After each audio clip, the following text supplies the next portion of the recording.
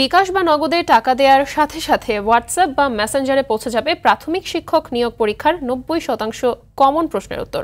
আর এক্ষেত্রে দিতে হবে মাত্র 200 থেকে 1600 টাকা। এ প্রলোভনেই প্রতারণার শিকার হচ্ছেন অনেক চাকরি প্রত্যাশী।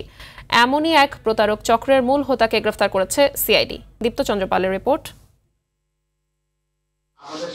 Bangladesh public service commission PSC থানা সহকারী শিক্ষক চাকরি পরীক্ষার প্রশ্নের 90% সাজেশন পাওয়া যাচ্ছে। সামাজিক যোগাযোগ মাধ্যমে এমন চটকদার বিজ্ঞাপন দেখে সতর্ক হয় পিএসসি।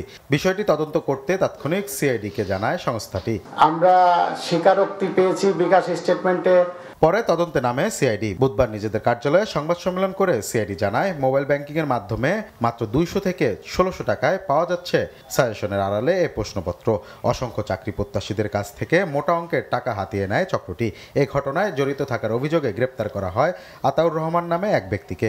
এ সময় 32টি মোবাইল ফোন ও একটি ল্যাপটপ জব্দ করা হয়। নাম্বার তথ্য প্রযুক্তির সহায়তায় ট্র্যাক করে জামালপুর জেলার মেলান্দ থেকে তাকে আমরা গ্রেপ্তার করতে সক্ষম হয়েছি।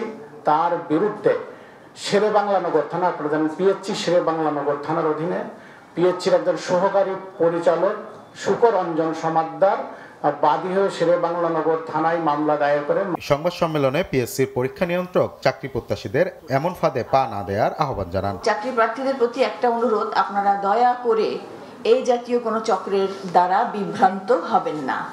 কোনো সাজেশন, কোনো প্রশ্নর কপি এটা কারো কাছে কোনো রকমেইভাবে যেতে পারে না। তো সুতরাং আপনারা এই চক্র থেকে সাবধান থাকবেন। চক্রের সাথে আরও কারা জড়িত তাদের বিষয়ে অনুসন্ধান করছে সিআইডি। দীপ্ত চন্দ্র পাল, RTV, ঢাকা।